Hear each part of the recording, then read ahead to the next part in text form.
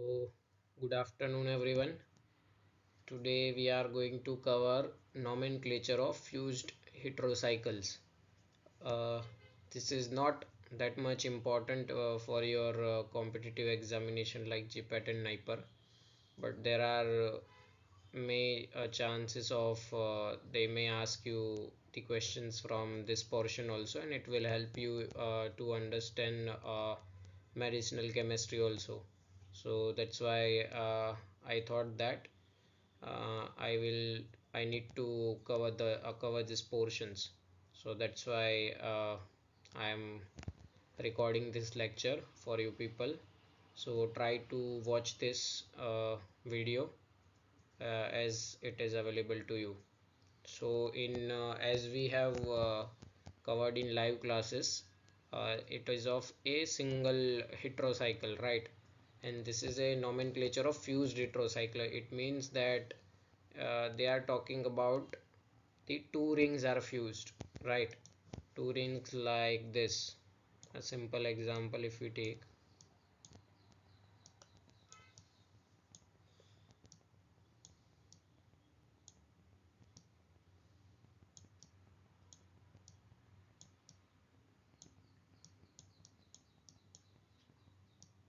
So this is a example of fused heterocyclic compound where this pyrrole is fused with this benzene, and if we give the name to this compound, it is benzo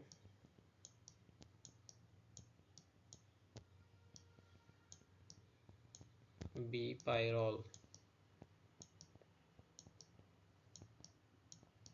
How this name comes, how this benzo prefix comes, that we discuss in upcoming slides. So here, what is fused heterocycles? So fused heterocyclic cycles are system constructed by combining two or more rings. As I have told you that it's a combination of two or more rings. They are fused with each other. Okay, and it's contain one or all rings may contain the heteroatom like oxygen, sulfur, or nitrogen. So that's why they are called as fused heterocyclic compound, right? And there is a fusion bond. The fusion bonds means here if we see the example as I have taken earlier, that is benzobipyrrole. This is benzobipyrrole. So here if the bond which around I have drawn round, so that bond is fusion bond, which means that this bond is responsible for the fusion between these two rings. Okay, so that is known as fusion bonds. Okay, if we when how to give you can say give a name to the fused heterocycle. So there is a rule of thumb uh, where first we have to write the prefix of what, like in this case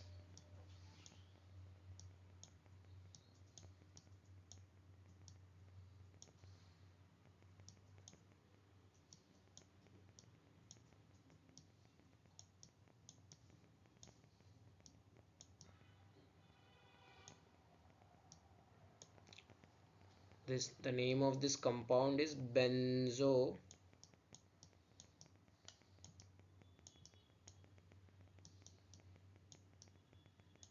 bifuran.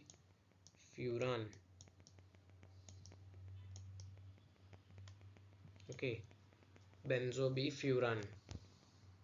So in this compound, if you see, this is fusion bond. Okay, it's a double bond, and this benzo is your prefix. The alphabet which is your fusion bond we will write as a alphabetical you can say letter, like here in this case B. How we'll give the number? So we will give the number to this bond A, then this fusion bond B, then this bond as C, then this bond as D, and etc. Okay, so this is benzobifuran because this bond in alphabetical order it is comes at B position, so that's why it's B.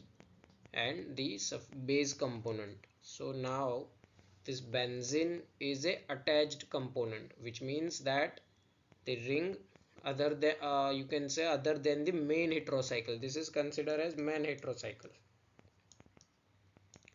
This furan is considered as main heterocycle. Okay, and this benzene is considered as a attached component. Attached component means other than main heterocycle. It may be an other heterocycle, or maybe a carbocyclic ring like benzene, naphthalene, or anthracene. Okay, it may, again I am repeating, it may be other heterocycle or a carbocyclic ring like benzene, naphthalene, or anthracene. Okay, and the main ring which is base component, known as base component, the main ring.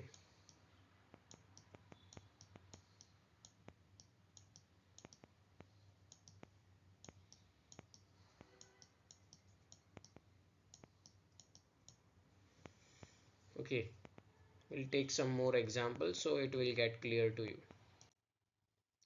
So this is very important. Whenever any ring comes as a, you can say, a attached component, whether it's carbocyclic or heterocyclic, when it comes as an attached component,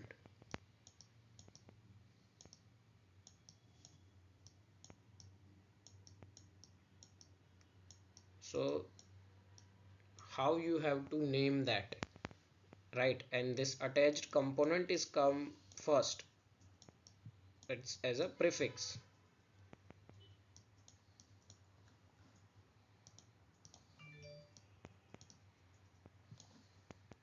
comes as a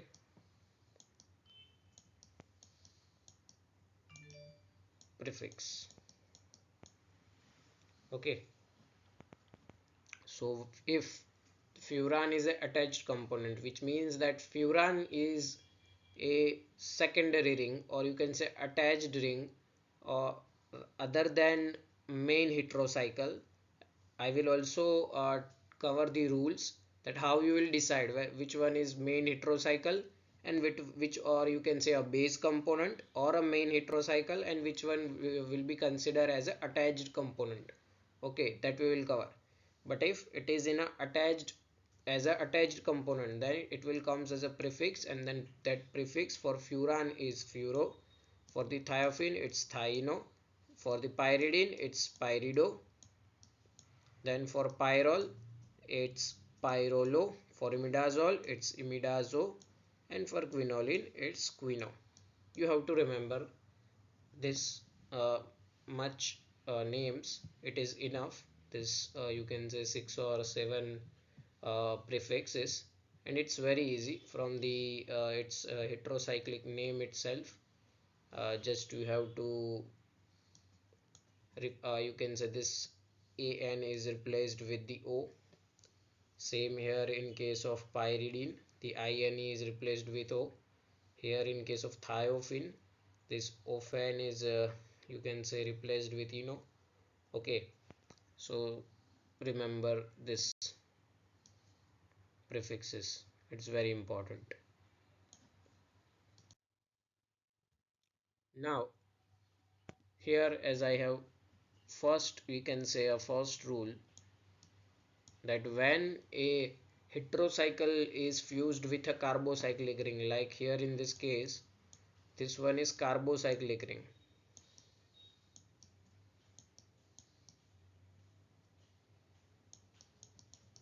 Okay, and this one is heterocycle, which is pyrrole.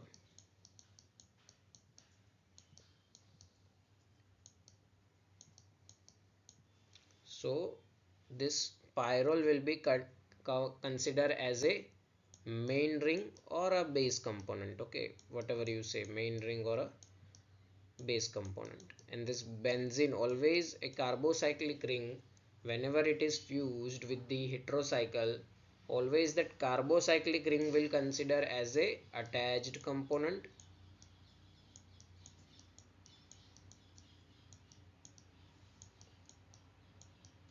Okay, attached component, and the heterocycle will be considered as a base component or a main ring. So this is the first rule that you have to remember. And in this, how we give the, you can say, numbering, because in case of base component you have to give a alphabetical letters, or you can say in a alphabetical order you have to give a name, or you can say a letter to a particular bond, like this. And our priority will be, this bond is A, then this will be B, this will be C, this will be D, and this will be E bond. Okay, so the priority in such a, prioritize the you can say bond order in such a way that the fusion bond will come at the first, you can say letter, और आप ऐसा बोल सकते हैं कि जो ये fusion bond है, वो फ्यूजन बॉन्ड जो है वो लीस्ट, यू कैन से पहले अल्फ़ाबेटिकल लेटर्स में जितना हो सके आना चाहिए. इट मीन्स कि वो, अगर यहाँ पे अगर मैं यहाँ से नंबरिंग करता हूँ, लाइक इस वे में नंबरिंग करता हूँ मैं यहाँ से ए, जहाँ पे मैंने ई लिखा हुआ है ये, यहाँ पे मैं A B C and D, so that will be a wrong order. Why? Because our priority is कि ये जो है वो फर्स्ट जो लेटर्स आते हैं अल्फ़ाबेटिकल लेटर्स, वो जो है वो नेम, और यू कैन से वो अल्फ़ाबेटिकल लेटर जो है वो फ्यूज़न बॉन्ड को मिले. तो यहाँ पे डी से पहले बी आता है, इसीलिए हमने यहाँ से इस साइड से नंबरिंग चालू किया, एंड इस साइड हम A, then B, then C, then D and E, इस वे में चले. ओके, एंड यहाँ पे भी ऐसे ही हमें नंबरिंग देना है कि जो फ्यूज़न बॉन्ड वाले जो कार्बन्स हैं वो लीस्ट नंबर पे आए. जैसे कि यहाँ से नंबर देना है 1 2 3 4 5 and 6. Okay, so that's why this name of this compound is benzo. As I have mentioned that benzene is carbocyclic ring, so it will be always a carbocyclic ring will consider as a attached component benzo. and it's a, remember always, जैसे कि ये जो हमने bond दिया वो इस direction में जा रहा है, इस वाले डायरेक्शन में. Okay, so numbering will be in such a way कि नंबरिंग का जो कंसिडरेशन है हम उसी डायरेक्शन में करेंगे. इट मीन्स हम 2 3 लिखेंगे यहाँ पे, benzo 2 3 B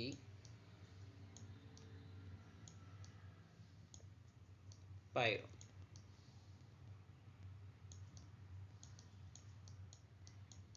okay, benzo 2 3 B pyrrole.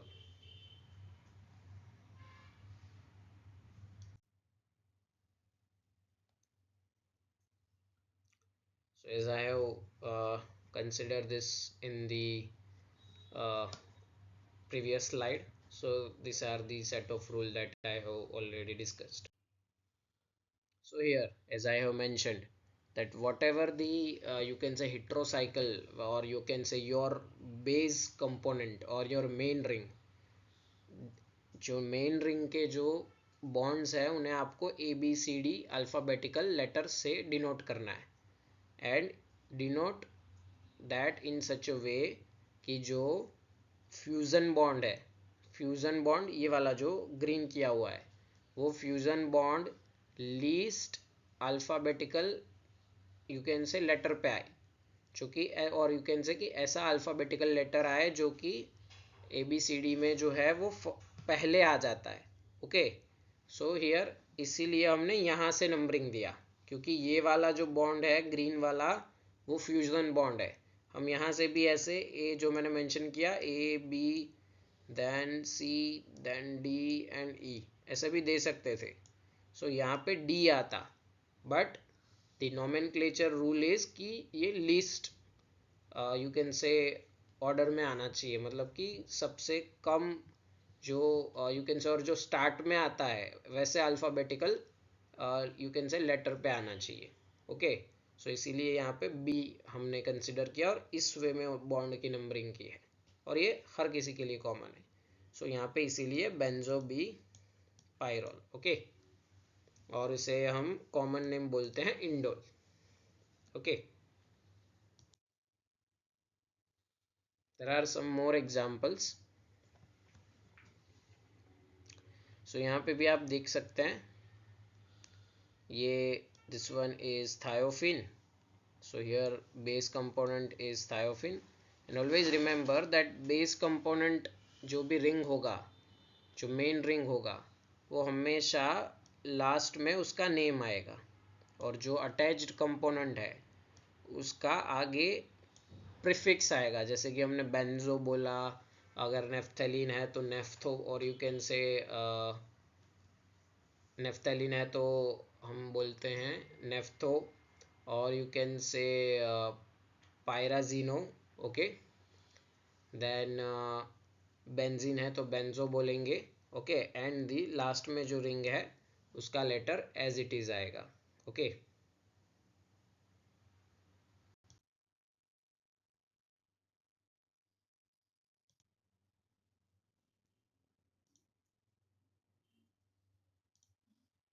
So I think will get, I will, मैं जो है वो डिस्कनेक्ट हो गया था, so I will again reconnected. So we are on the example of the you can say when there is a two heterocycles attached with each other.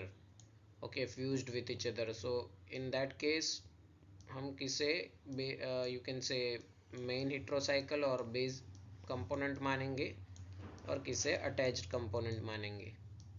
Okay, so here मैंने जो rule बताया था कि in this case हमारा जो base component होगा, जो भी रिंग बड़ा होगा, जब दोनों हेटेरो एटम सेम हो, यहाँ पे भी नाइट्रोजन है, यहाँ पे भी नाइट्रोजन है, समझ लो यहाँ पे ऑक्सीजन होता है, यहाँ पे ऑक्सीजन होता है, जो भी ring, it's not for only nitrogen, जो भी हेट्रोसाइक्लिक रिंग, जब भी दोनों हेटेरो एटम सेम हो, तो जो रिंग बड़ा होगा उस रिंग को हम अटैच बेस कंपोनेंट मानेंगे. मतलब कि इस केस में हम आएगा pyridine.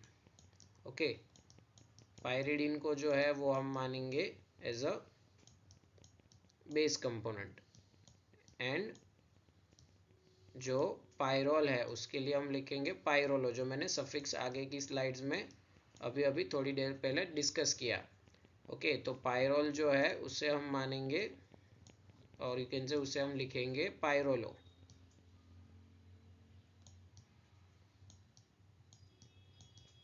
Okay, pyrrolo, and it is A, this one is B, C, D and E, and numbering यहाँ से हम देंगे 1 2, then you can say this one is 3 4 5 and 6. okay, so यहाँ पे जो A लिखा है यहाँ पे आएगा ये 2 second carbon. Okay, so it's a pyrrolo 2 3 B pyridine. Okay, now the second rule is where the two heterocycles, दो heterocycles एक दूसरे के साथ फ्यूज्ड है, बट दोनों में जो हेटेरो एटम है वो डिफरेंट है. जैसे कि ये है फ्यूरान एंड नाइट्रोजन, एक कंटेनिंग यू कैन से एक पायरोल है और एक फ्यूरान है. तो एक में नाइट्रोजन है in case of pyrrole, and in case of furan it's oxygen. So अब इसमें हम किसको प्रायोरिटी देंगे?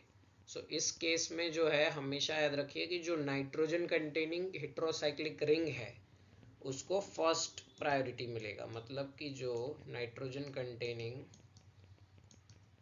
हेट्रोसाइकिल है उसको प्रायोरिटी दिया जाएगा. प्रायोरिटी दिया जाएगा मतलब कि वो कंसिडर होगा as a always base component.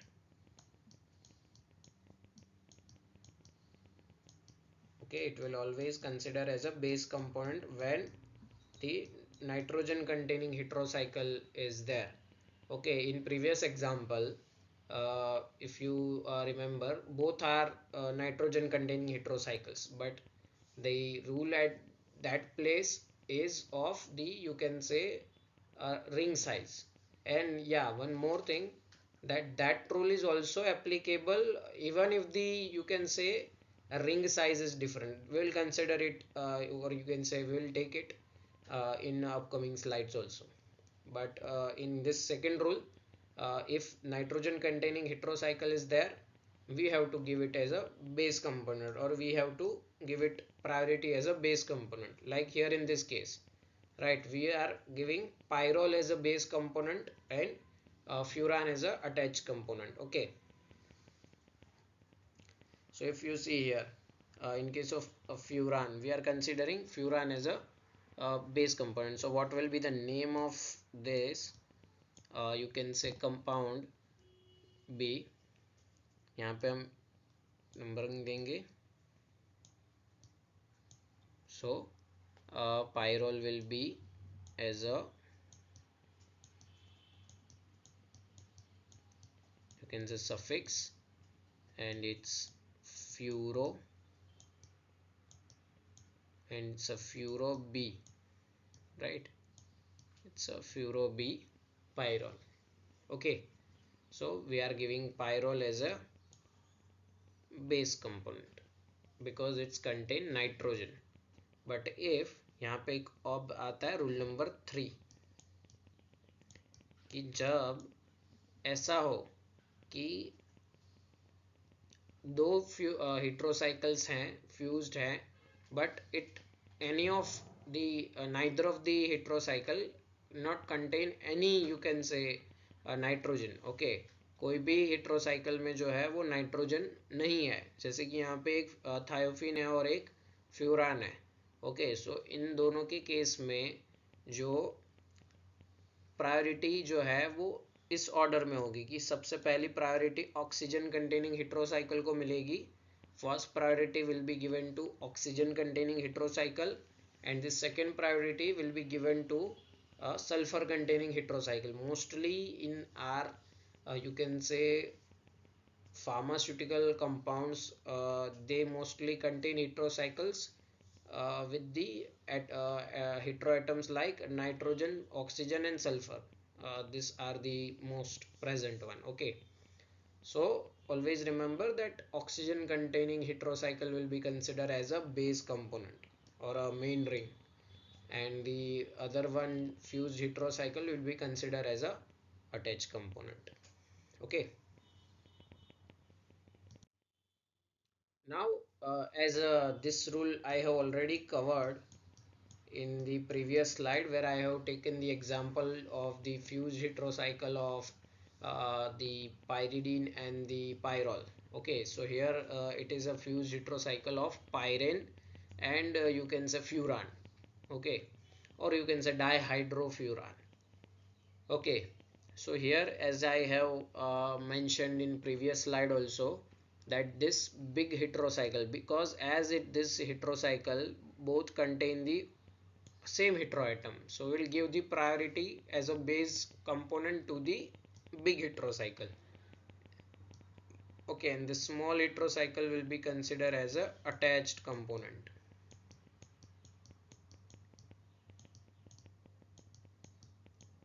Okay, and that big ring is considered as a base component. Okay, so it will be dihydro furo, and then this one is A, this one is B, so it will be B, and it's pyrene, right?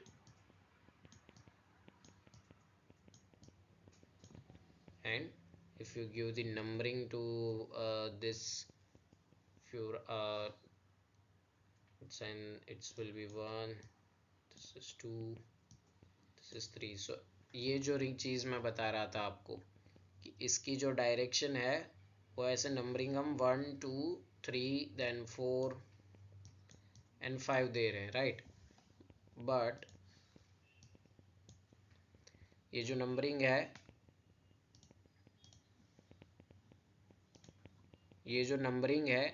ये numbering हम 1 2 then 3 4 and 5 इस way में दे रहे हैं, जो कि ordinal number है कि हेट्रोसाइ एटम को फर्स्ट प्रायोरिटी मिलना चाहिए नंबरिंग में।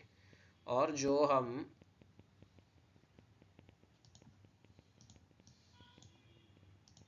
यहाँ पे जो अटैच्ड मेन रिंग जो होती है बेस कंपोनेंट, तो बेस कंपोनेंट के बॉन्ड्स को हम अल्फ़ाबेटिकल लेटर से डिनोट करते हैं, राइट।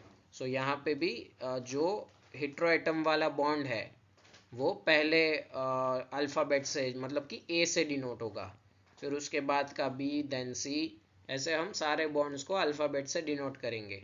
ओके, एंड ये भी किस डायरेक्शन में देना है, तो हमेशा याद रखिए कि फ्यूज्ड जो फ्यूज़न बॉन्ड जो होगा, जो आगे हमने बताया फ्यूज़न बॉन्ड क्या होता है, तो फ्यूज़न बॉन्ड जो है वो प्रायोरिटी में आना चाहिए, मतलब कि उसको लीस्ट जो और यू कैन से कि जो स्टार्टिंग में अल्फ़ाबेट जो आता है वो उसको मिलना चाहिए। तो यहाँ पे ए के बाद B, then C, then D, then E and then F.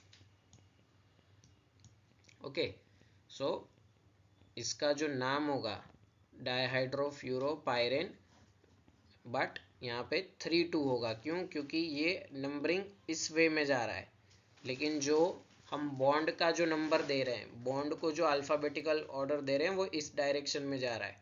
तो हमें जो रिंग का जो हमने नंबरिंग दिया है उसको भी उसी वे में हमें यू कैन से लिखना है, जैसे कि ये रिंग का नंबरिंग जो है वो इस डायरेक्शन में है, लेकिन हमें कंसिडर जो है ये वाला जो डायरेक्शन है ये करना है 3 2 B, not a 2 3। Now it will be 3 2 B। Okay, so it's a dihydrofuro 3 2 B pyrene. Okay, now ये तो आगे का ही रूल हो गया। Now the fourth rule. Now इस केस में यहाँ पे अगर आप देखेंगे तो नाउ ऐसा है कि दो हेट्रोसाइकिल एक दूसरे के साथ फ्यूज्ड है। एक हेट्रोसाइकिल में एक एटम है और दूसरी हेट्रोसाइकिल में दो या तो उससे ज़्यादा हेट्रोएटम है, जैसे कि यहाँ पे दो हेट्रोएटम्स है और एक में एक हेट्रोएटम है। सो नाउ किसे हम प्रायोरिटी देंगे? Okay, so if you observe here, तो यहाँ पे जिस रिंग में ज़्यादा नंबर होगा, ज़्यादा नंबर ऑफ हेट्रोएटम होंगे तो उसे प्रायोरिटी मिलेगी। जैसे कि यहाँ पे भी नाइट्रोजन है, यहाँ पे भी नाइट्रोजन है, बट यहाँ पे एक एक्स्ट्रा ऑक्सीजन भी है, तो ये जो इसे हम बोलते हैं ऑक्साजोल। ओके, तो ये जो ऑक्साजोल है, ये ऑक्साजोल को एज अ हम बेस कंपोनेंट लेंगे और मेन रिंग के तौर पे हम कंसिडर करेंगे। ओके, क्योंकि इसमें ज़्यादा वेराइटी ऑफ हेट्रोएटम है। ओके, सो ये याद रखिए कि जिसमें ज़्यादा नंबर वेराइटी ऑफ हेट्रोएटम होगा उसे हम कंसिडर करेंगे एज अ बेस कंपोनेंट। जैसे कि यहाँ पे पायरोल में एक हेट्रोएटम है, यहाँ पे ऑक्साजोल में नाइट्रोजन तो है, यहाँ पे भी पायरोल में भी नाइट्रोजन है, बट जो ऑक्साजोल है उसमें एक एक्स्ट्रा ऑक्सीजन भी है, तो उसे हम बेस कंपोनेंट गिनेंगे। ओके, सो इसका नाम कैसे होगा? पायरोलो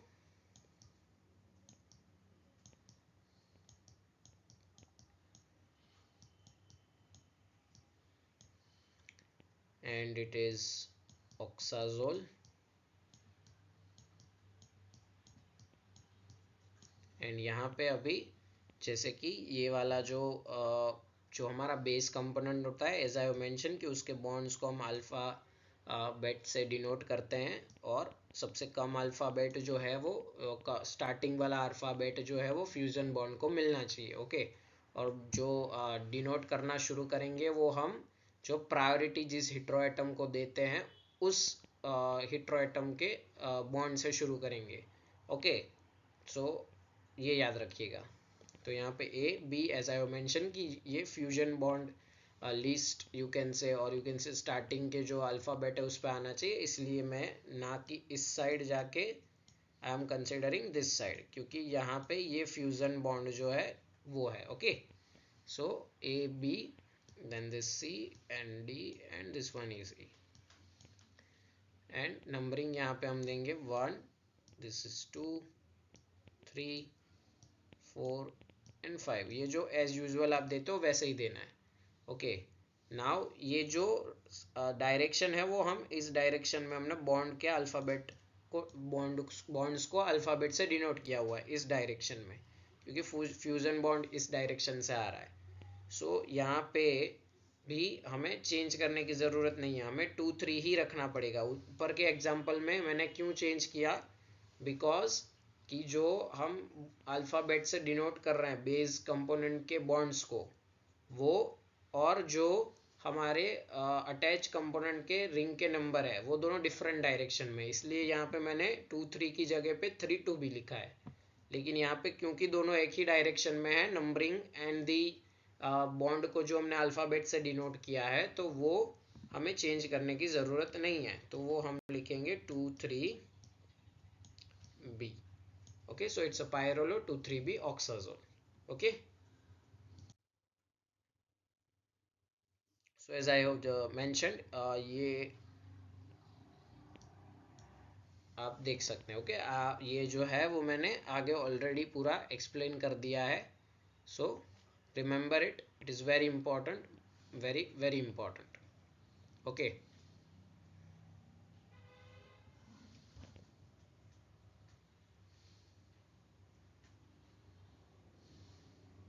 एंड ये जो है यहाँ पे एक गलत दिया हुआ है, this will be 2 3 B. Okay, ये एग्जाम्पल भी आप देख लीजिएगा, मैंने वैसे तो रूल्स आगे ऑलरेडी बताए हुए हैं. और ये एक एग्जाम्पल है, जैसे कि यहाँ पे आप देखेंगे तो ये जो है वो बड़ा रिंग है. ओके, सो दैट इज पायरेन, तो हमने पायरेन को यहाँ पे एज अ बेस कंपोनेंट लिया.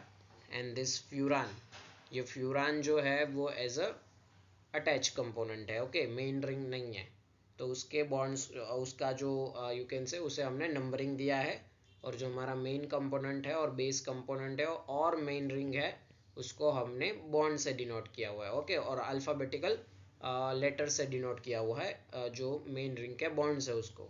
तो यहाँ पे देखिए ये A B and C, then D and E and F continuous. Okay, so यहाँ पे क्यों हम इसी डायरेक्शन में दे रहे हैं, क्योंकि फ्यूजन बॉन्ड उस डायरेक्शन में आ रहा है. ओके, सो दैट्स वाई कि हमने ए बी सी डी इस वे में दिया हुआ है.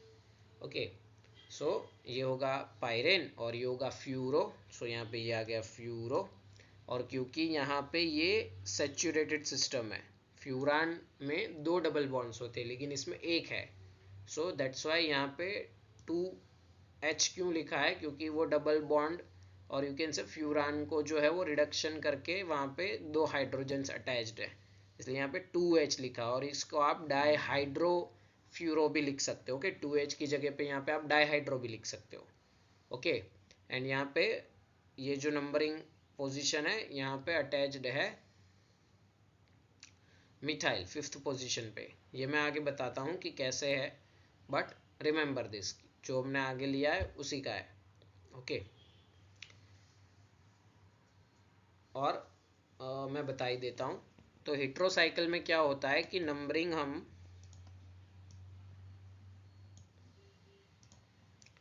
उस वे में देते हैं कि पहले जैसे कि यहाँ पे 1 2 3 4 5 6 एंड 7. सो ये जो नंबरिंग है, पहली चीज़ कि यहाँ पे ये नंबरिंग्स इस तरह से नहीं आएंगी. ओके, जो भी फ्यूजन कंपाउंड्स होते हैं उनके केस में हमेशा नंबरिंग जो है वो बड़ी रिंग से शुरू की जाती है. आपने यू कैन से बाईसाइकिल और यू कैन से स्पाइरो कंपाउंड्स के बारे में पढ़ा होगा, मतलब उनका जो नोमेनक्लेचर है वो, तो उसमें आपको याद होगा कि ये भी एक you can say bicyclic compound ही है.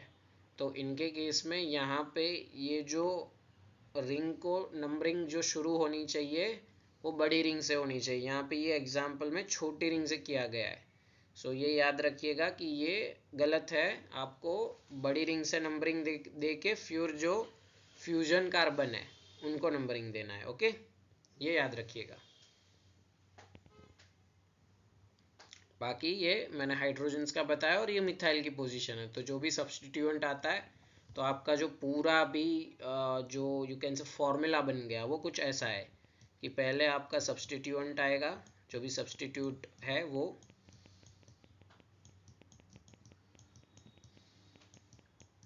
सब्स्टिट्यूट के बाद आपका जो है वो प्रीफिक्स आएगा, और जो प्रीफिक्स किसका आएगा, जो आपका बेस यू कैन से अटैच कंपोनेंट है, जो कि मेन रिंग नहीं है हमारी वो।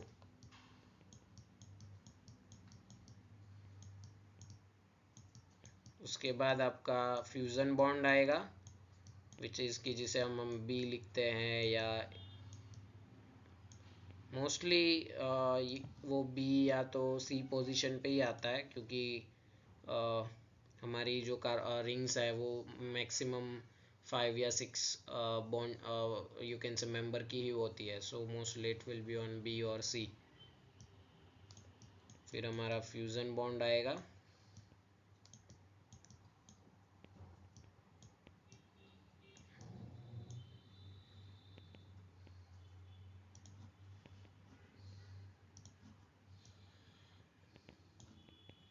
फ्यूज़न बॉन्ड आएगा,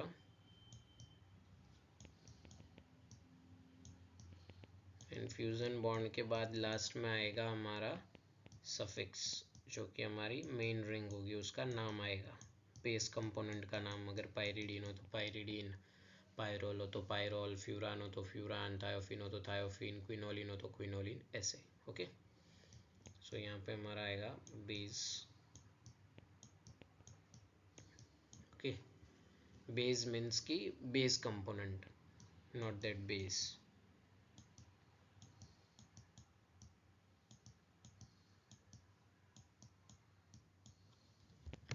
सो ये हमारे फॉर्मूला में फर्स्ट आएगा, देन सेकंड नाम आएगा इसका, then third, and this one is at last fourth. तो ये आपका फर्स्ट सब्स्टिट्यूएंट हो गया।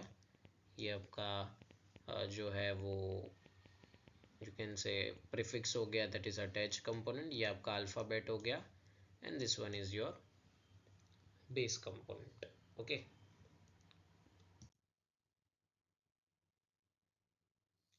So it is similar.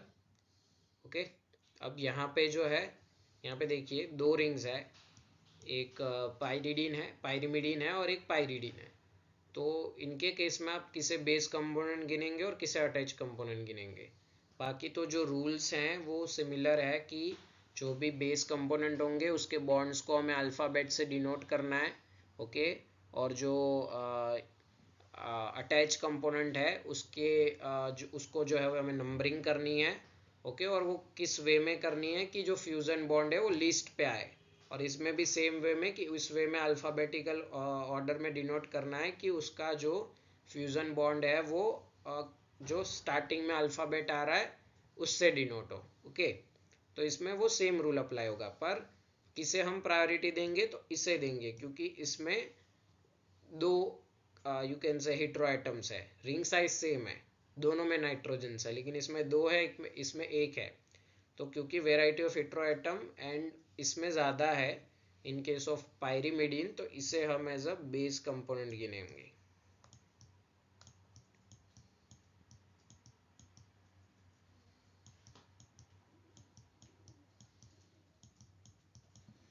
और ये जो पायरिडीन है उसे एज अ अटैच्ड, तो इट्स अ पायरिडो,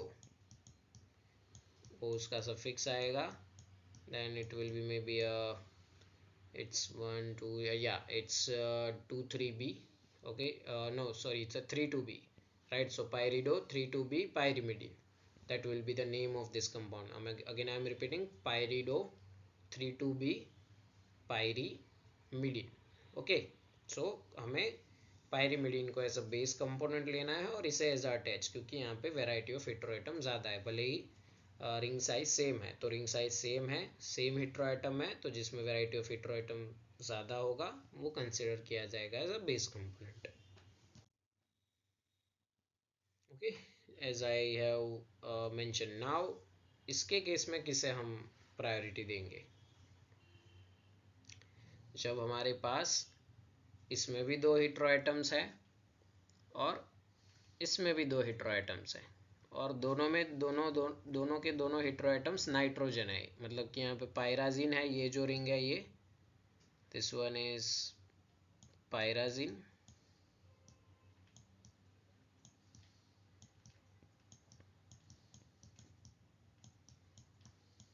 और ये जो रिंग है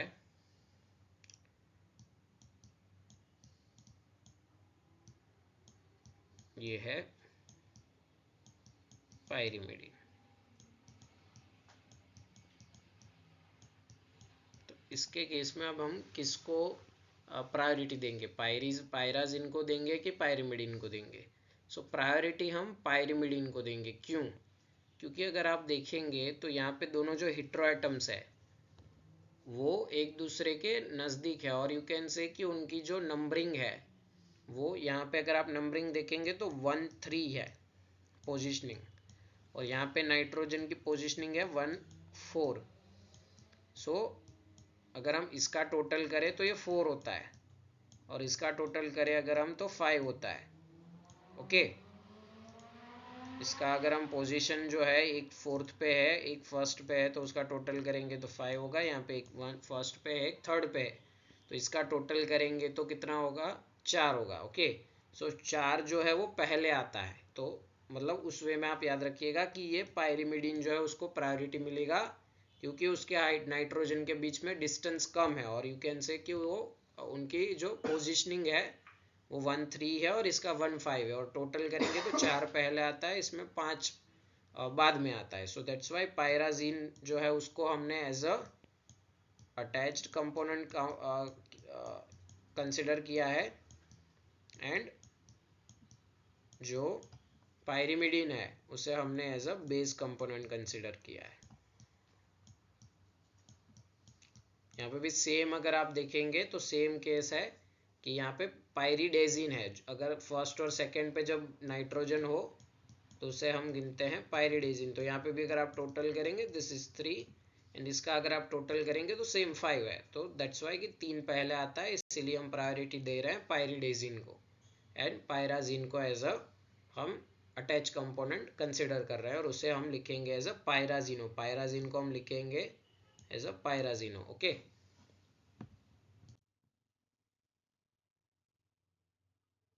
सो ये आपको प्रैक्टिस करने हैं ये questions. Okay, and comment box में मुझे इन तीनों कंपाउंड के IUPAC नेम जो है वो आप लोगों को कमेंट करने हैं। ओके, मैं ये वीडियो जो है वो यूट्यूब पे अपलोड कर दूंगा, तो मुझे जो है वो इन तीनों कंपाउंड के IUPAC जो मैंने बताया, और ये जो पूरा नोमेनक्लेचर मैंने बताया वो आपने शायद अगर स्लाइड का टाइटल पढ़ा हो तो वो हैंस विडमैन नोमेनक्लेचर था। ओके, और उसे हैंस नोमेनक्लेचर भी बोलते हैं।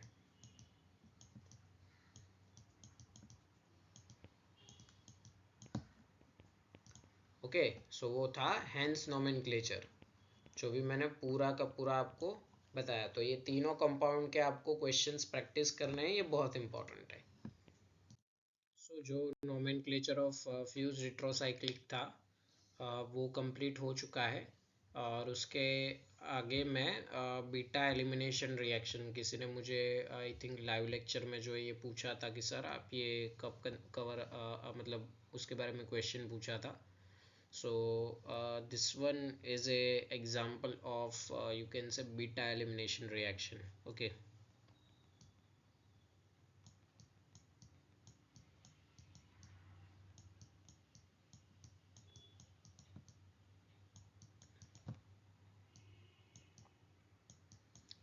and remember that this beta elimination is very you can say it's a different from the E1 and E2, so don't mix up with the E1 and E2 elimination reaction, because if you remember in case of E1 and E2, as I have taught you, that we are only considering the you can say base. We are considering base, but it's only base. Okay, like if it is KOH or any other base, so it's not alcoholic, right? It's not in a alcohol. Okay, we are not using alcoholic base. Okay, so remember that it's only base. While in case of beta elimination we are using alcoholic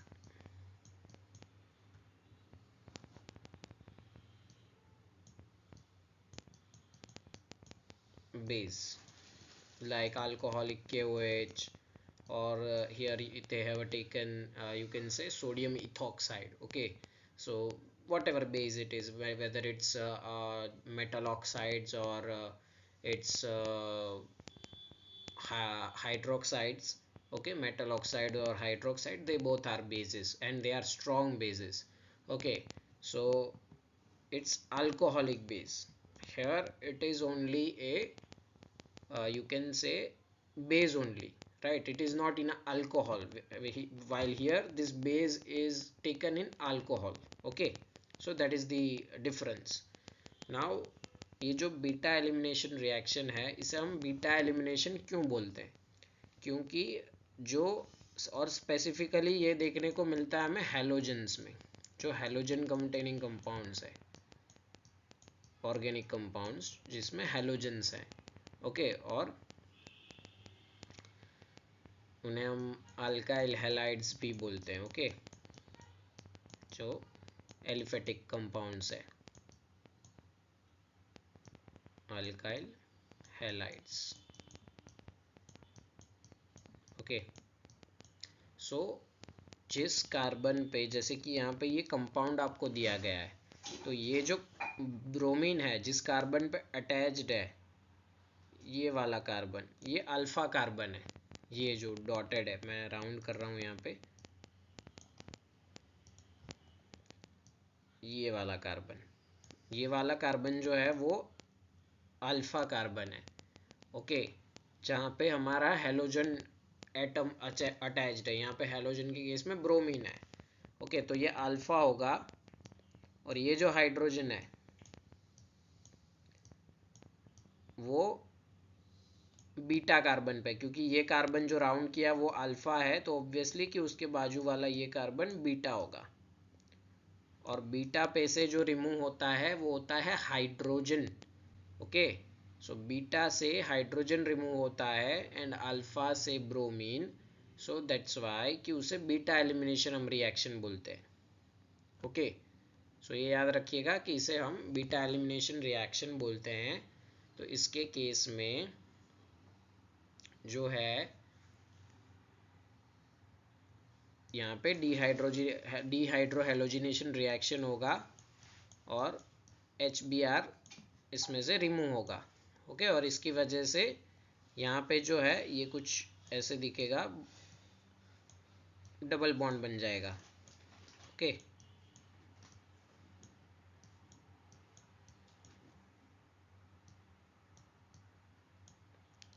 at this place, क्योंकि यहाँ से ये जो carbon था यहाँ पे से ये ब्रोमीन चला गया और यहाँ से ये हाइड्रोजन चला गया। ओके,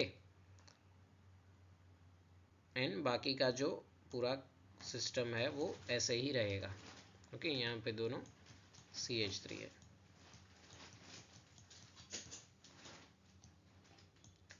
सो इसके केस में इस तरह से जो है वो रिमूवल होगा आपके यू कैन से हैलोजेंस का, मतलब डिहाइड्रो हेलोजिनेशन होगा हैलोजन का एंड हाइड्रोजन का रिमूवल होगा इस रिएक्शन में।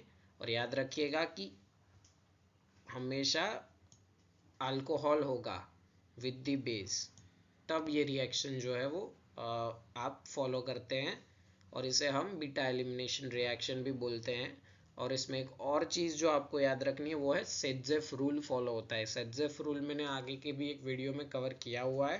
तो सेडजेफ रूल क्या होता है कि जब भी आपको डबल बॉन्ड के अराउंड जो है वो maximum number of alpha hydrogen containing जो है वो, और यू कैन से कि maximum number of alkyl group आना चाहिए.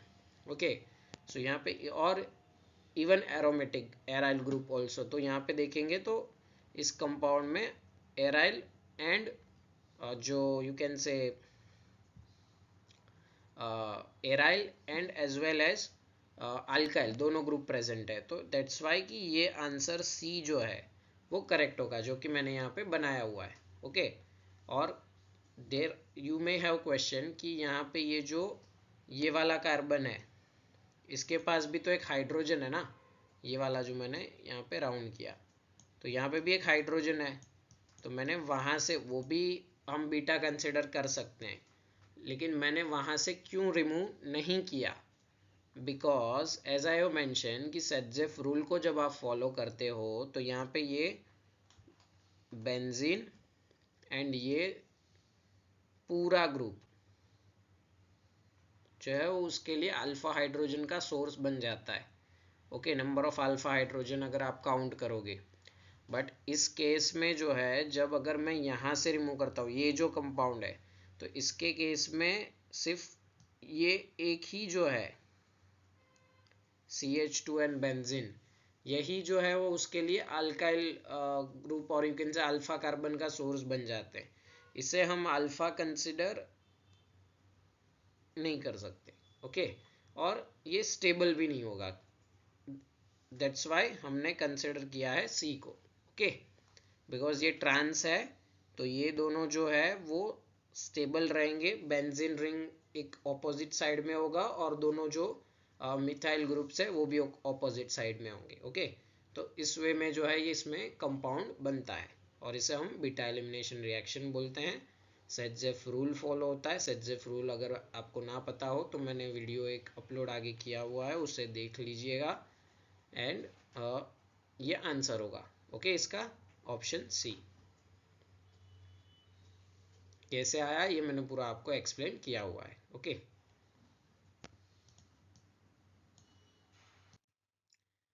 फिर किसी का एक और क्वेश्चन था हकल रूल के ऊपर. सो Huckel rule is very simple. Huckel rule में आपको एक ही चीज़ याद रखनी है.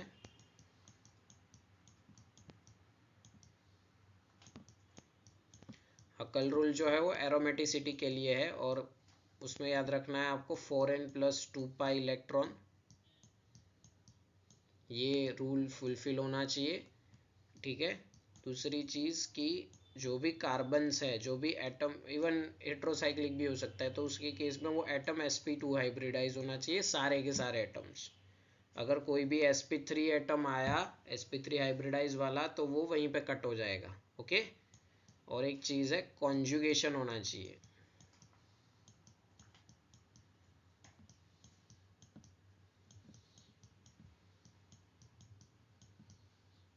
ओके, कॉन्जुगेशन होना चाहिए. कॉन्जुगेशन मतलब कि सिग्मा पाई, सिग्मा पाई.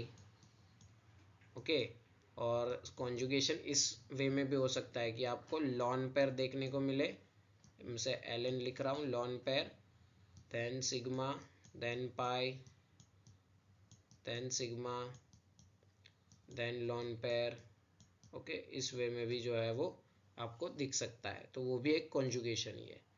तो यहाँ पे पूछा है कि out of 4 given compound choose one which is aromatic. तो यहाँ पे आप देखेंगे, मैं फर्स्ट वाला, हम चारों के चारों कंपाउंड अंडरस्टैंड करते. ओके, तो यहाँ पे फर्स्ट वाले में अगर देखेंगे तो यहाँ पे ये पाई आया, फिर यहाँ पे सिग्मा आया, फिर सिग्मा आया. तो हमारा एक कॉन्जुगेशन टूट रहा है. यहाँ पे पाई सिग्मा ये नहीं हो रहा है. यहाँ पे भी अगर आप देखेंगे वापस से सिग्मा आया, यहाँ पे भी सिग्मा आया, यहाँ पे फिर पाई आया, फिर सिग्मा आया. लेकिन यहाँ पे इस एरिया में कॉन्जुगेशन है पाई सिग्मा पाई, बट फिर जो है वो पूरे कंपाउंड में कॉन्जुगेशन कंटिन्यूस होना चाहिए. तो यहाँ पे सिग्मा सिग्मा सिग्मा रिपीट हो रहा है. सो दैट्स वाई ये तो निकल गया, क्योंकि इसमें कॉन्जुगेशन नहीं है. ओके, एंड इवन इसमें ये जो कार्बन्स है ये भी sp3 हाइब्रिडाइज्ड है. ओके, सो वो तो निकल गया. अभी ऑप्शन बी देखते हैं, और ये जो है वो एंटा एरोमेटिक कंपाउंड आप कंसिडर कर सकते हो, क्योंकि ये 4n पाई रूल को फॉलो कर रहा है.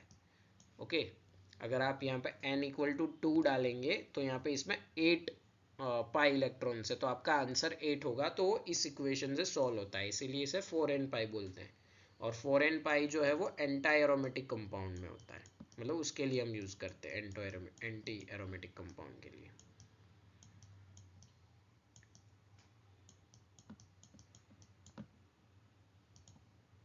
ओके, मैं भी इसे मिटा देता हूँ। नाउ ये जो कंपाउंड ऑप्शन बी है, तो इसमें केस में अगर आप पहला रूल लगाएंगे हकल का, तो वो है 4n प्लस 2 पाई। तो अगर मैं इसमें n की वैल्यू अगर दो लूँ तो ये आंसर इसका 10 आ जाता है, जो कि इसमें 10 जो है वो पाई इलेक्ट्रॉन्स है। ओके, सो फर्स्ट जो क्राइटेरिया है कि 4n प्लस 2 पाई इलेक्ट्रॉन होने चाहिए, तो वो फुलफिल कर रहा है ऑप्शन बी जो है वो। दूसरी चीज़ की इसमें कॉन्जुगेशन भी है, अगर आप देखेंगे तो यहाँ पे पाई, देन ये sigma, then pi, again sigma, again pi, okay, then sigma, then pi, again sigma, then pi, again sigma. Okay, so it is following conjugation. तो फर्स्ट क्राइटेरिया भी फुलफिल हो जाता है, कॉन्जुगेशन का भी क्राइटेरिया फुलफिल हो जाता है, और सारे के सारे अगर आप कार्बन का हाइब्रिडाइजेशन देखेंगे तो वो भी sp2 है। तो ये तो ऑप्शन करेक्ट है, option B is aromatic. But हमेशा याद रखिए कि एग्जाम में आपको ट्विस्ट करने के लिए आगे और ऑप्शन जो है वो भी एरोमेटिक हो सकते हैं, और आपको लास्ट ऑप्शन ऐसा दिया हो सकता है कि ए और बी बोथ, बी और सी बोथ। तो हमेशा पूरा क्वेश्चंस को ध्यान से पढ़ना है। जैसे कि ये कंपाउंड है, तो इसके केस में जो है ये भी 4n पाई इलेक्ट्रॉन्स इसमें है। ओके, अगर n इक्वल टू आप 2 डालते हैं तो ये 8 पाई इलेक्ट्रॉन्स इसमें है, तो ये भी एंटी एरोमेटिक हो गया। ओके, आपको पूछा है aromatic.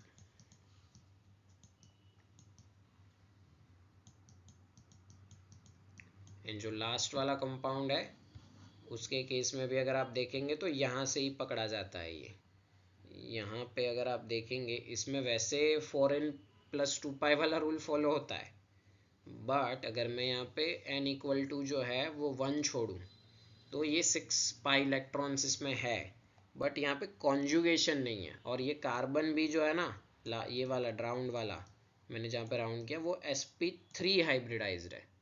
Okay, it's sp3, and यहाँ पे कॉन्जुगेशन भी ब्रेक है, यहाँ पे 2 बार सिग्मा रिपीट हो रहा है, ना कि सिग्मा पाई और लॉन पेयर। और कॉन्जुगेशन आपको ऐसा भी देखने को मिल सकता है, sigma pi, positive charge, lone pair, then again sigma, then pi, then positive charge, then lone pair। Okay, तो ऐसा भी कॉन्जुगेशन आपको देखने को मिल सकता है, तो ये भी याद रखिएगा। ओके, मेन कॉन्जुगेशन का मीनिंग यही है कि सिग्मा सिग्मा सिग्मा ऐसे रिपीट नहीं होना चाहिए। ओके, अगर सिग्मा सिग्मा सिग्मा ऐसे रिपीट होगा तो रेजोनेंस नहीं हो पाएगा, और कॉन्जुगेशन जो है वो रेजोनेंस का पहला यू कैन से इम्पॉर्टेंट रूल है। ओके, और यू कैन से फैक्ट है। सो जो फोर्थ इसमें हम एक चीज़ और ऐड कर सकते हैं वो है रेजोनेंस, क्योंकि अगर कॉन्जुगेशन होगा तो उसमें रेजोनेंस भी होगा। ओके, और यू कैन से रेजोनेंस को हम डीलोकलाइजेशन भी बोलते हैं। ओके, और ये sp2 होगा तो प्लानर वगैरह ये सब आपको पता ही होगा। सो ये आई थिंक हकल रूल भी आपको इसके साथ क्लियर हो चुका होगा। नेक्स्ट है एक और जो रिएक्शन हमने इवन सीबी रिएक्शन, जो इवन E2 के साथ में मैंने आई थिंक थोड़ा उसका मैकेनिज्म आपको नहीं बताया था, वो उसका ब्रीफ ओवरव्यू दिया था। तो इसमें मैं छोटी सी एक मैकेनिज्म जो है वो भी कवर कर रहा हूँ ताकि आपको और क्लियर हो। तो as we have discussed in the live class that in case of इवन सीबी reaction it's a E1 elimination conjugated base reaction. Okay, और ये एक यूनिमोलिकुलर रिएक्शन है।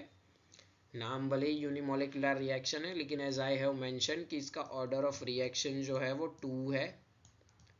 ओके, ये 2 डिग्री रिएक्शन है, सेकेंड ऑर्डर रिएक्शन है, क्योंकि इसके केस में जो है वो इसका जो रेट है वो इसके सबस्ट्रेट पे एज वेल एज इसके जो कॉन्जुगेटेड बेस जो इसका बनेगा एनायन बनेगा इसमें, आगे हम देखते हैं, तो उसके कंसंट्रेशन पे भी डिपेंड करता है और सबस्ट्रेट के कंसंट्रेशन पे भी डिपेंड करता है। इसीलिए ये जो है वो सेकेंड ऑर्डर रिएक्शन है, भले ही वैसे यूनिमोलिकुलर है लेकिन होगी ये सेकेंड ऑर्डर। इसीलिए मैंने बोला था कि ये थोड़ा ट्विस्ट है। ओके, जनरली हम वन देख के समझते हैं कि ये यूनिमोलिकुलर, और इसको बोलते भी है यूनिमोलिकुलर रिएक्शन। ओके, बट इसके केस में ये एक एक्सेप्शन को याद रखिएगा। ओके, और इसके केस में जो बीटा पोजीशन होती है वहाँ पे स्ट्रॉन्ग इलेक्ट्रॉन विड्रॉइंग ग्रुप होता है, ये आपको याद रखता है। स्ट्रॉन्ग इलेक्ट्रॉन विड्रॉइंग ग्रुप मतलब कि यू कैन से क्लोरीन या तो नाइट्रो या तो नाइट्रो कंटेनिंग कोई बेंजीन रिंग हो सकता है, कोई भी जो स्ट्रॉन्ग इलेक्ट्रॉन विड्रॉइंग ग्रुप हो और वो, और जो मेन अल्फा पोजीशन है, अल्फा पोजीशन पे जो है वो poor leaving group. Poor leaving group मतलब कि जो हाईली इलेक्ट्रोनेगेटिव है, जो कि जल्दी से बॉन्ड को ब्रेक नहीं करते। ओके, जो कि जल्दी से बॉन्ड को ब्रेक नहीं करते, ऐसे यू कैन से फंक्शनल ग्रुप्स। ओके, जैसे कि फ्लोरीन है, साइनाइड है, फिर NO2 है, फिर OPH है, ये जो है वो जल्दी से बॉन्ड को ब्रेक नहीं करते। ओके, जनरली फ्लोरीन, साइनाइड और NO2 ये ज़्यादातर देखने को मिलते हैं इवन CB रिएक्शन में। तो आपको याद रखना है कि सेकेंड ऑर्डर रिएक्शन है। ओके, और इसे एलिमिनेशन कॉन्जुगेटेड बेस रिएक्शन बोला जाता है, even elimination conjugated base reaction. इसमें बीटा पोजीशन पे जो है कंपाउंड में स्ट्रॉन्ग इलेक्ट्रॉन विड्रॉइंग ग्रुप होता है और अल्फा पोजीशन पे पुअर लिविंग ग्रुप होता है। ओके, पुअर लिविंग ग्रुप मतलब कि स्ट्रांगली इलेक्ट्रोनेगेटिव ग्रुप जो है वो होता है जो इजीली बॉन्ड ब्रेक नहीं करता, इसीलिए हम उसे पुअर लिविंग ग्रुप बोलते हैं। Okay, next slide. सो यहाँ पे अगर आप देखेंगे तो मैंने एक एग्जांपल लिया हुआ है, ये अल्फा पोजीशन है। वाई मैंने इसे अल्फा कहा क्योंकि यहाँ पे ये पुअर लिविंग ग्रुप जो है फ्लोरीन है, हमने कहा फ्लोरीन, साइनाइड और NO2 ये ज़्यादातर आपको देखने को मिलते हैं। तो ये अल्फा पोजीशन और ये बीटा पोजीशन, यहाँ पे दो क्लोरीन है मतलब स्ट्रॉन्ग इलेक्ट्रॉन विड्रॉइंग ग्रुप भी हो गया, एंड यहाँ पे तीन फ्लोरीन है मतलब कि पुअर लिविंग ग्रुप भी हो गया।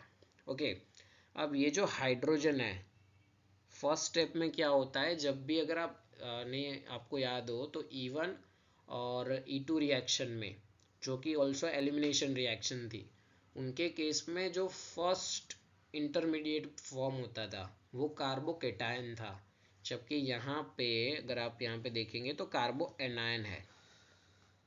अब ऐसा क्यों होता है, क्योंकि इस कार्बन के ऊपर ऑलरेडी स्ट्रेन ज़्यादा है, क्योंकि यहाँ पे दो क्लोरीन है, इस साइड तीन फ्लोरीन है, तो उसकी वजह से क्या होता है कि, और इस कार्बन के ऊपर भी, अल्फा कार्बन के ऊपर भी स्ट्रेन ज़्यादा है, मतलब कि जो इलेक्ट्रॉन खींचने वाले ग्रुप्स है उनकी तरफ से स्ट्रेन ज़्यादा है, मतलब कि वो ज़्यादा इलेक्ट्रॉन्स खींच रहे हैं। सो इस कार्बन पे जो बीटा पोजीशन पे जो कार्बन है उसके ऊपर स्ट्रेन ज़्यादा पड़ेगा, जिसकी वजह से वो अपने कार्बन और हाइड्रोजन वाले बॉन्ड के जो इलेक्ट्रॉन है वो कार्बन ले लेगा, जिसकी वजह से ये जो हाइड्रोजन के इलेक्ट्रॉन्स हैं वो इस कार्बन पे शिफ्ट होंगे, जिसकी वजह से, और ये H+ के फॉर्म में ये हाइड्रोजन निकल जाएगा और यहाँ पे ये माइनस चार्ज आएगा।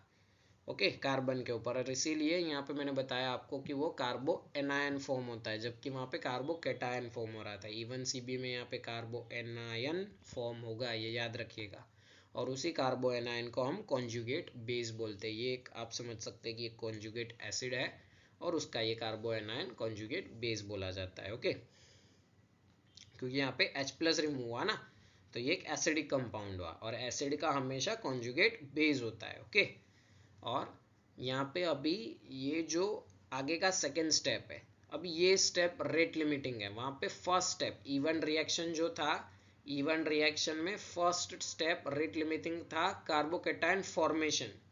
ओके, यहाँ पे फर्स्ट स्टेप है कार्बो एनायन फॉर्मेशन, लेकिन वो रेट लिमिटिंग नहीं है। सेकेंड स्टेप जो कि है removal of leaving group. Okay, जो पुअर लिविंग ग्रुप है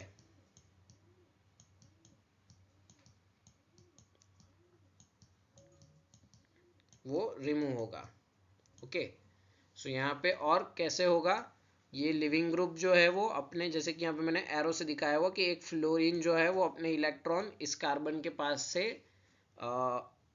छीन के ले जाएगा और यू कैन से ब्रेक होगा ये बॉन्ड, और ये जो कार्बन फ्लोरीन वाले बॉन्ड के जो इलेक्ट्रॉन है वो फ्लोरीन लेके F माइनस के फॉर्म में निकल जाएगा। और ये जो कार्बो एनायन, यहाँ पे जो कार्बन के ऊपर जो नेगेटिव चार्ज आया था फर्स्ट स्टेप में, उसके जो ये इलेक्ट्रॉन्स हैं वो ट्रांसफर होंगे इस बॉन्ड पे, यहाँ पे डबल बॉन्ड आ जाएगा और ये हमारा फाइनल कंपाउंड बन जाएगा, अल्कीन बनेगा इसके केस में भी। ओके, बट ये थोड़ा उससे डिफरेंट है क्योंकि यहाँ पे कार्बोएनायन बन रहा है, वहाँ पे कार्बोकेटायन था। यहाँ पे सेकेंड स्टेप रेट लिमिटिंग है, वहाँ पे फर्स्ट था। और सेकेंड स्टेप रेट लिमिटिंग क्यों है, क्योंकि मैंने बताया ये पुअर लिविंग ग्रुप्स है तो ये इतना इजीली जल्दी से बॉन्ड ब्रेक नहीं करते, और इसीलिए ये देखिए ये आपका स्टार्टिंग मटेरियल है और ये कॉन्जुगेटेड बेस है, तो इसका ऑर्डर एक होगा और इसका कंसंट्रेशन एक होगा, तो इसीलिए ये सेकेंड ऑर्डर रिएक्शन है। ओके, और यहाँ पे मैंने एक एग्जांपल दिया हुआ है, यहाँ पे ये आपका पुअर लिविंग ग्रुप है, तो ये अल्फा कार्बन हो गया, ये बीटा हो गया, और ये आपका स्ट्रॉन्ग इलेक्ट्रॉन विड्रॉइंग ग्रुप जो मैंने एग्जांपल दिया था कि दो नाइट्रो कंटेनिंग बेंजीन रिंग और नाइट्रो बेंजीन अटैच हो सकता है, और ये 2,4 you can say di nitro benzene जो है वो अटैच्ड है। Okay, is a strong electron withdrawing group, ये भी एक स्ट्रॉन्ग इलेक्ट्रॉन विड्रॉइंग ग्रुप ही है। तो इसके केस में भी क्या होगा, ये फ्लोरीन रिमूव होगा। ओके, एंड ये जो बीटा पोजीशन से हाइड्रोजन रिमूव होगा और ये यहाँ पे डबल बॉन्ड फॉर्म हो जाएगा और ये कंपाउंड जो है वो बनेगा, अल्कीन ही बनेगा। तो ये था E1CB रिएक्शन, आपको आई थिंक इजीली समझ में आ जाएगा इससे। देन सम क्वेश्चन थे मेसोमेरिक एंड इंडक्टिव इफेक्ट के ऊपर, सो ये भी मैंने इसमें मेंशन किया हुआ है, और एक क्वेश्चन मैंने आई थिंक आप लोगों को सॉल्व भी करवाया था, तो वो देख लीजिएगा, और ये ऑर्डर खास करके आपको याद रखना है। यहाँ पे मैंने ये ऑर्डर मेंशन किया हुआ है, और यहाँ पे ये जो CH2 प्लस है और ये M प्लस इफेक्ट में CH2 माइनस है, ये ज़रूरी नहीं है, आप यहाँ से NO2 से और यहाँ पे NH माइनस से स्टार्ट करेंगे तो भी चलेगा। ये थोड़ा एडवांस लेवल पे है कि अगर कोई और हार्ड क्वेश्चन पूछना चाहता है तो they may also give you CH2 plus in the option. Okay, बाकी जनरली ये इतना आई थिंक हार्ड लेवल पे नहीं पूछा जाएगा, तो आप ऑर्डर यहाँ से भी याद रख सकते हैं, NO2 में और यहाँ में NH माइनस से। बाकी आपको जो क्वेश्चंस पूछे जाते हैं वो ज़्यादातर जनरली जो है वो वही होते हैं कि एसिडिटी या बेसिसिटी, अगर इलेक्ट्रॉन विड्रॉइंग ग्रुप अटैच्ड है एनिलीन के ऊपर, जैसे कि NO2 अटैच्ड है एनिलीन में, तो ऑब्वियसली कि उसकी बेसिसिटी जो है वो कम होगी, क्योंकि जो नाइट्रोजन है NH2 में, तो उस नाइट्रोजन के ऊपर लॉन पेयर है, उसके ऊपर डेंसिटी कम होगा, तो वो डोनेट नहीं कर पाएगा लॉन पेयर के इलेक्ट्रॉन, तो लॉन पेयर के इलेक्ट्रॉन डोनेट नहीं कर पाएगा तो उसकी बेसिसिटी कम होगी। ओके, सो उसकी बेसिसिटी कम होगी, उसकी जगह पर अगर डोनेटिंग ग्रुप होता तो उसकी इलेक्ट्रॉन डेंसिटी और बढ़ती उस लॉन पेयर की, क्योंकि डोनेटिंग ग्रुप अटैच्ड है एनिलीन के ऊपर ही। ओके, वेदर इट्स सेकेंड और फोर्थ पोजीशन, सो उस केस में उसकी बेसिसिटी जो है वो बढ़ती इन केस ऑफ जब इलेक्ट्रॉन डोनेटिंग ग्रुप अटैच्ड हो। और एसिडिटी के केस में उल्टा है कि अगर NO2 ग्रुप अटैच्ड होगा COOH मतलब बेंजोइक एसिड पे, तो उसकी एसिडिटी बढ़ेगी, क्योंकि वो इलेक्ट्रॉन जो है वो लॉन पेयर ऑफ इलेक्ट्रॉन जो ऑक्सीजन होता है COOH में, उसके पास उसके लॉन पेयर ऑफ इलेक्ट्रॉन की अवेलेबिलिटी नहीं रहेगी, इसलिए वो H+ जो रिलीज हुआ है वो वापस अटैच नहीं हो पाएगा और वो मीडिया में ही रहेगा, जो भी मीडियम में वो है। ओके, और उसको मीडिया में ही रहेगा और उसकी वजह से एसिडिटी उसकी ज़्यादा होगी। ओके, सो इसी के साथ ये वीडियो मैं एंड करता हूँ, and thank you to watch this video. I hope कि आपके आई थिंक मैंने जितना मेरा पोर्शन था ऑर्गेनिक केमिस्ट्री का वो पूरा का पूरा कंप्लीट कर दिया है, जिसमें मैंने आपको basic organic chemistry, mesomeric inductive effect, hybridisation के बारे में इस वीडियो में हकल रूल के बारे में भी बता दिया, एलिमिनेशन रिएक्शन सारी की सारी बता दी, E1CB रिएक्शन, हेट्रोसाइक्लिक कंपाउंड, उसके नोमेनक्लेचर, सारे के सारे हेट्रोसाइकिल का सिंथेसिस, उसका जो बेसिसिटी ऑर्डर था वो सब मैंने आपको कवर कर दिया है। So once again thank you very much to watch this video and इसको ध्यान से पूरे वीडियो को देख लीजिएगा और if you have any question you can text me personally or you can ask your question in the WhatsApp group we have created. Okay, thank you very much, have a great day.